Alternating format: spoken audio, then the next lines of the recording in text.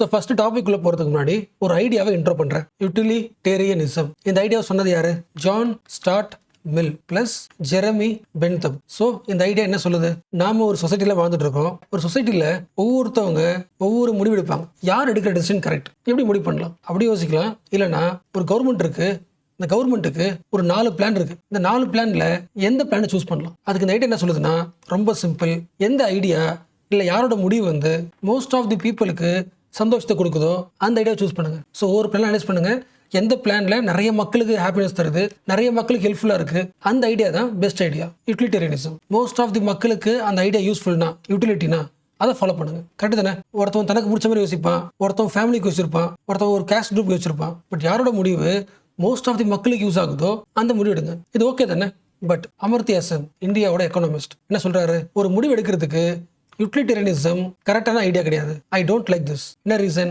Utilitarianism individual ரைட்ஸை மதிக்கிறது கிடையாது, ஜஸ்டிஸுக்கு எதிராக இருக்கு, ஃப்ரீடம்க்கு எதிராக இருக்கு. அதனால இதை நான் ரிஜெக்ட் பண்றேன். இப்போ சொல்லுங்களேன், இவர் சொன்னது உங்களுக்கு புரிஞ்சுதா? இது ஒரு கன்ஃபியூஷன் மாதிரி இருக்குல்ல? ஆக்சுவலா பார்த்தா அமர்த்தியா சென் சொன்ன பாயிண்ட் வந்து கொஞ்சம் கன்ஃபியூஷனா இருக்க மாதிரி இருக்கும். பட் எனக்கு பொறுத்த வரைக்கும் லாஸ்ட் ஒரு 30-40 வருஷத்துல நமக்கு கிடைச்ச ஒரு மிகப்பெரிய ஐடியானா அமர்த்தியா சென் கொடுத்த ஐடியா. ரொம்ப சிம்பிளா பார்க்கலாம்.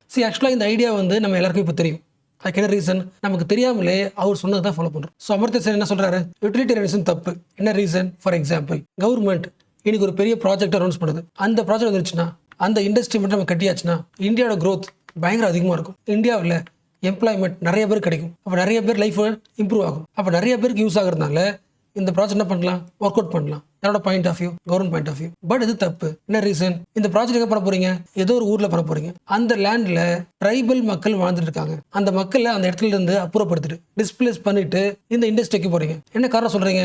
அந்த மக்களுக்கு இன்னொரு லேண்டை கொடுத்துடலாம், அவங்களுக்கு கொஞ்சம் கஷ்டம் தான். பட் ஒட்டுமொத்த இந்தியாவுக்குமே ஒரு பெரிய வளர்ச்சி, நிறைய பேருக்கு வேலை கிடைக்கும், லைஃப் இம்ப்ரூவ் ஆகும்னா இதை பண்றது கரெக்ட். இது government point of view. But Sen என்ன சொல்றாரு? யூட்டிலிட்டேரியனிசத்துல இருக்கிற மிகப்பெரிய ப்ராப்ளமே இதுதான். மெஜாரிட்டியை பார்க்கும், growth-ஐ பார்க்கும், எதை விட்டுரும்? இண்டிவிஜுவல் ரைட்ஸை விட்டுரும். ஒரு சொசைட்டிக்காக அங்க வாழ்ற ஒரு இண்டிவிஜுவலோட உரிமை பறிப்போகுது. ஒரு குறிப்பிட்ட மக்களோட லைவ்லிஹுட் லாஸ் ஆகுது. அப்ப இந்த ப்ராஜெக்ட் வந்தா அது growth தான் இந்தியாவுக்கு. பட் அந்த growth வந்து ஜஸ்டிசைபிள் growth-ஆ, நீதி வழியா வந்த growth-ஆ, இல்ல இன்இக்வாலிட்டி growth-ஆ? Inequality growth. இது டெவலப்மெண்ட்டே கிடையாது. அப்ப யூட்டிலிட்டேரியனிசத்தை அவாய்ட் பண்ணுங்க. ஒரு முடிவு எடுக்கும்போது நீங்க பார்க்க வேண்டியது மோஸ்ட் ஆஃப் தி ஹாப்பினஸோ, பிளஷரோ, எம்ப்ளாய்மெண்ட்டோ, growth-ஓ கிடையாது. அந்த ஆக்ஷன் பண்ணா சோஷியல் ஜஸ்டிஸ் என்ன ஆகும்னு பாருங்க, ஈக்குவாலிட்டி என்ன ஆகும் பாருங்க, இண்டிவிஜுவல் ரைட்ஸ் என்ன ஆகும் பாருங்க. அப்ப நீங்க எந்த வேலை செஞ்சாலும் அதுல ஒரு இண்டிவிஜுவல் ரைட்ஸ் வயலேட் ஆகுதுன்னா அந்த வேலை செய்யக்கூடாது. That is not a civilise society. ஒரு கேஸ் முடிச்சல. அமர்த்தியா சென்ன்றவர் ஒரு எக்கனாமிஸ்ட் தானே. எக்கனாமிஸ்ட் என்ன பண்ணுவாரு? Mathematical calculation, inflation, economic growth இதை பத்தி யோசிக்கிற எக்கனாமிஸ்ட் நடுவில் அமர்த்தியா சென்னோட ஐடியா எப்படி இருக்கு? பிலாசபிக்கலா இருக்குல்ல, எத்திக்கல் பேஸ்ட் இருக்கு. ப்ராஜெக்ட் கரெக்ட் தான், பட் எத்திக்கலா சில பேர் என்ன பண்ற? நீ அவாய்ட் பண்றல. இப்போ எத்திக்கலி ராங் தானே இது. அப்போ எக்கனாமிக்குள்ள எத்திக்ஸ் ஆட் பண்ண ஒரு முக்கியமான ஆள் யாருன்னா அமர்த்தியா சென். அதுக்காக தான் அவருக்கு நோபல் பிரைஸ் கிடைச்சது. இந்தியாவில் எக்கனாமிக்ஸ்க்கு நோபல் பிரைஸ் கிடைச்ச முதல் ஆள் யாரு? அமர்த்தியா சென். ஆக்சுவலாக ஒரு தியரி என்ன சொல்லுவாங்கன்னா சோஷியல் சாய்ஸ் தியரி. அதாவது சமூகம் இண்டிவிஜுவலாவோ இல்லை குரூப்பாவோ ஒரு முடிவு எடுக்கும். அந்த சாய்ஸ் எப்பொழுதுமே எல்லா டைமுமே எல்லாருக்குமே கரெக்டாக இருக்க முடியாது அப்படின்னு ஒரு தியரி இருக்கு. அந்த தியரியை அப்டேட் பண்ணவர் தான் அமர்த்தியா சென். அப்போ ஒரு சோஷியல் சாய்ஸ் வந்து எல்லாருக்குமே தான் இருக்கணும்னா அந்த சோஷியல் சாய்ஸ் வந்து எக்கனாமிக்கலாக இருக்கிறத விட அது கூட எத்திக்கலாகவும் இருக்கணும். இப்போ பேசுங்களேன், ஃபர்ஸ்ட் ஒன்று தான் ஒரு எக்கனாமிஸ்ட்டுக்கு இந்த எத்திக்ஸ் ஐடியா எப்படி இருந்துச்சு? ஒரு ப்ராஜெக்ட் பத்தி சொல்லும்போது அங்க இருக்கிற மக்கள் முக்கியம் எப்படி தோணுச்சு? அது காரணம் அவரோட சைல்டுஹுட். எப்படி ஒருத்தனோட சைல்டுஹுட் வந்து ஒரு மிகப்பெரிய டிரான்ஸ்ஃபர்மேஷன் உருவாக்குறதுக்கான பெஸ்ட் எக்ஸாம்பிள் அமர்த்தியா சென். உங்களுக்கு சாந்தி நிகேதன் தெரியும்ல, ரவீந்திரநாத் தாகூரோட ஸ்கூல் தானே. அங்கதான் அமர்த்தியா சென் படிக்கிறாரு. அவரோட மோஸ்ட் ஆஃப் தி ஹாபி என்னன்னா ஸ்கூல் டேஸை விட்டுட்டு சைக்கிள்ல ஊரா போவாங்க. Bicycle riding. எங்க போவாரு? நியர்பை இருக்கிற எல்லா புவர் வில்லேஜஸ்க்கும் போய் விசிட் பண்ணுவார் சின்ன வயசுல. முக்கியமா ஆதிவாசி ட்ரைபல் வில்லேஜுக்கு போயிட்டு மக்களோட ப்ராப்ளம் என்னன்னு டைரக்டா அண்டர்ஸ்டாண்ட் பண்ணுவார். ஸோ ஏழை மக்களோட வாழ்க்கை எப்படி இருக்கு, அவங்க அன்றாட சந்திக்கிற கஷ்டங்கள் என்ன, பாவர்ட்டி எந்த அளவுக்கு இருக்கு, எல்லாத்தையுமே என்ன பண்றாரு? ரியல் லைஃப்ல எக்ஸ்பீரியன்ஸ் பண்றாரு. ஸோ மக்களோட டைரக்டா இன்டராக்ட் பண்ணதுனால அவர் ஃபியூச்சர்ல எக்கனாமி படிக்கும் போதும் அந்த எக்கனாமியோட ரியல் சப்ஜெக்டா பாவர்ட்டி, ஹங்கர், இன்இக்வாலிட்டி, எப்படி எக்கனாமிக்ஸ் வந்து இந்த பாவர்ட்டி, ஹங்கர், இன்இக்வாலிட்டி சரி பண்ணும். அப்போ எக்கனாமிக்ஸை எக்கனாமிஸ்ட் பார்க்குற விதத்தை மாற்றணும், எத்திக்கல கொண்டு வரணும். ஸோ அமர்த்தியா சென்னோட முக்கியமான கான்ட்ரிபியூஷன் இது ஒன்று தான். அடுத்து அவர்கிட்ட ஒரு கொஸ்டின் கேட்குறாங்க, நீங்க எக்கனாமிஸ்ட் தான், பட் நீங்க ஏஜ் ஆக நீங்க எக்கனாமிக்ஸ்ல இருந்து புஷ் பண்ணி எத்திக்ஸ்குள்ள போயிட்டீங்களே, இது கரெக்டா? அது டைவர்ஜன்ஸ் இல்லையான்னு கேட்கும்போது அவர் சொன்ன பாயிண்ட் அப்படி கிடையவே கிடையாது. முதல் முறையாக எக்கனாமிக்ஸ்னு சப்ஜெக்ட் உருவாகும் போது இப்போ பார்க்குறோம்ல ஜிடிபி, growth, அது எல்லாத்த விட மாரல் பிலாசபில இருந்தா எக்கனாமியா உருவாயிருக்கு. அதுக்கு ஒரு best example Adam Smith. So இவர் என்ன சொல்றாரு? எக்கனாமியோட மெயின் பர்பஸ் என்னன்னா well being of people, human welfare பண்றதா எக்கானமியோட மெயின் வேலைன்னு ஃபாதர் ஆஃப் மாடர்ன் எக்கானமி சொல்லப்படுற ஆடம் ஸ்மித் சொல்லியிருக்காரு. ஸோ அடுத்து பார்க்க போகிறது அமர்த்தியா செனுக்கு பிடிச்ச ஒரு முக்கியமான ஃபிலாசபர். டோட்டலாக இந்த கிளாஸ்ல ஒரு 3 விஷயம் பார்க்க போகிறோம். அமர்த்தியா சென் ரிலேட் பண்ண ஒரு 3 விஷயம். அது ஃபர்ஸ்ட் முடிச்சாச்சு. சோஷியல் சாய்ஸ் தியரி எப்படி இருக்கணும்? The social choice must be ethical. That choice must promotes the individual's liberty, equality, everything. அடுத்த பாயிண்ட், எத்திக்கலாக இருக்கணும்னா எப்படி இருக்கணும்? அமர்த்தியா செனுக்கு எத்திக்ஸோட inspiration Immanuel Kant. Immanuel Kant எத்திக்ஸோட சப்ஜெக்ட்டுக்கு ஒரு மிகப்பெரிய கான்ட்ரிபியூஷன் பண்ணது காண்ட். ரொம்ப சிம்பிளாக சொல்லணும்னா, ஃபார் எக்ஸாம்பிள், நீ நடந்து போயிட்டு இருக்கீங்க, ஒரு பர்ஸ் கிடைக்காது, அந்த பர்ஸ் ஃபுல்லாக காசு இருக்கு, நீங்கள் எடுத்துட்டு திருப்பி தரலாமா வேணாமான்னு யோசிக்கும் போது திருப்பி கொடுத்துடலாம். நமக்கு தேவையில்லை, திருப்பி கொடுத்துடலாம். என்ன ரீசன்னா, நம்ம திருப்பி தரலனா கடவுள் கோச்சுப்பாரு, கடவுள் நமக்கு தண்டனை கொடுத்துருவாரு. அதனால அந்த பர்ஸ் யாரதோ அவங்ககிட்ட கொடுத்துடலாம். ஸோ உன்னோட ஆக்ஷன் உன்னோட முடிவு எத்திக்ஸ் தான். பட் என்ன எத்திக்ஸ்? இது ரிலீஜியஸ் எத்திக்ஸ். இது தப்பு. இன்னொருத்தவங்க பொருளுக்கு ஆசைப்படுறதே தப்பு. அது நம்மள்தான் கிடையாது, அது யாரதோ அவங்ககிட்ட தான் தரணும். அதுதான் கரெக்டாக நீங்கள் யோசிச்சிங்கன்னா you are following the duty based ethics, logical based ethics, reason based ethics. நான் அவங்ககிட்டே திருப்பி கொடுத்துட்றேன். என்ன காரணம்னா அது என்னோடது கிடையாது, அவங்களோடது, அவங்ககிட்ட தான் போய் சேரணும். Reason based ethics. நான் ஏன் திருப்பி கொடுத்துட்றேன்னா கடவுள் என்ன தண்டனை கொடுப்பாரு, ஆனால் திருப்பி கொடுத்துறேன். Religious based ethics. அப்போ காண்ட் வரதுக்கு முன்னாடி வரைக்குமே எத்திக்ஸ்ன்றது ரிலீஜன் சம்மந்தப்பட்டது. மதத்தை ஃபாலோ பண்ணுறவங்க எல்லாருமே எத்திக்கலாக இருப்பாங்க அப்படின்றது. அப்படி கிடையாது. எத்திக்கலாக வாடுறதுக்கு மதம் இருக்கணும்னு அவசியம் கிடையாது. லாஜிக்கலாக யோசிச்சாலே போதும், ரீசனிங்காக யோசிச்சா போதும். ஸோ அமர்த்தியா செனுக்கு கேண்ட் ஏன் பிடிக்கும்? First point, he introduced the reasoning based ethics. இது எங்கே யூஸ் ஆகுது? இந்த இடத்துல ஒரு இண்டஸ்ட்ரி வந்துச்சுன்னா அங்கே இருக்கிற மக்கள் எங்கே போவாங்க, அவங்க லைஃப் பாதிக்கும். அப்போ வேணாம்.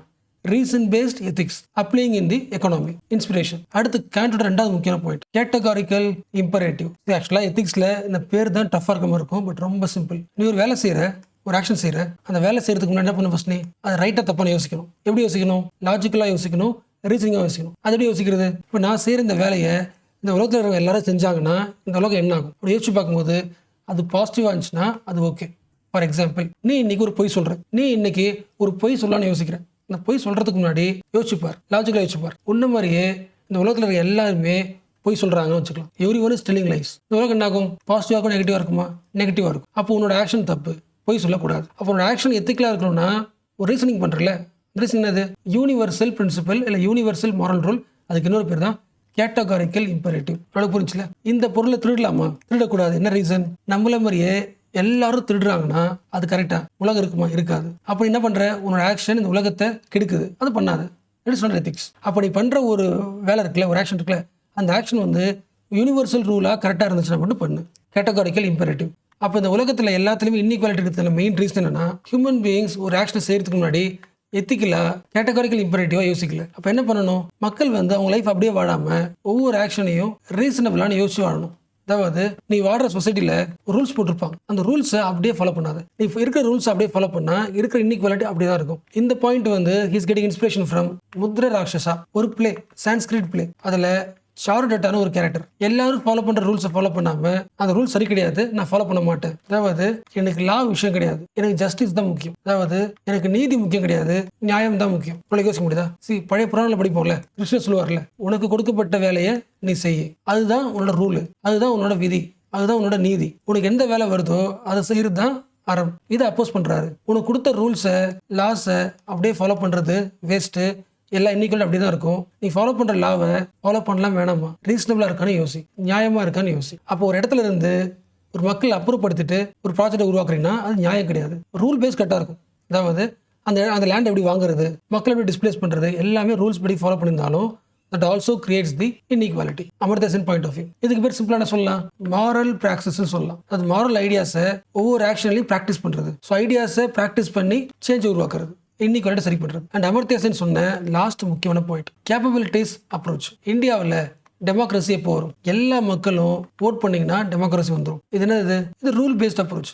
எல்லாரும் அதை ஃபாலோ பண்ணீங்கன்னா, எல்லாரும் ஓட்டு போட்டிங்கன்னா டெமோக்ரஸி வந்துடும். அப்படி வராது. மக்கள் ஓட்டு போகிறதுக்கு முன்னாடி மக்களுக்கு அவங்களுக்கு என்ன தேவைன்னு அவங்களுக்கு தெரியுமா? அதுக்கான கேப்பபிலிட்டி இருக்கா? ஃபர்ஸ்ட் கவர்மெண்ட் என்ன பண்ணணும்னா எல்லா இண்டிவிஜுவலையும், எல்லா மக்களையும் அவங்களோட கேப்பபிலிட்டியை இம்ப்ரூவ் பண்ணணும். அந்த கேப்பபிலிட்டி இம்ப்ரூவ் ஆன மக்கள் ஓட்டு போடும்போது தான் கரெக்டான ஆளை ஓட்டு போடுவாங்க. அப்போதான் டெமோக்ரஸி ஆகும், ஸ்ட்ராங் ஆகும். ஓரளவுக்கு புரிஞ்சா? இந்த கவர்மெண்ட் நீ ஆட்சி பிடிக்கிறதுக்கு மக்களை ஒரு இண்டிவிஜுவலை பயன்படுத்த வேணாம். உன்னோட எண்டுக்கு ஹியூமன் பீயிங்ஸை மீனா பயன்படுத்தாது. அந்த இண்டிவிஜுவல் யாரு?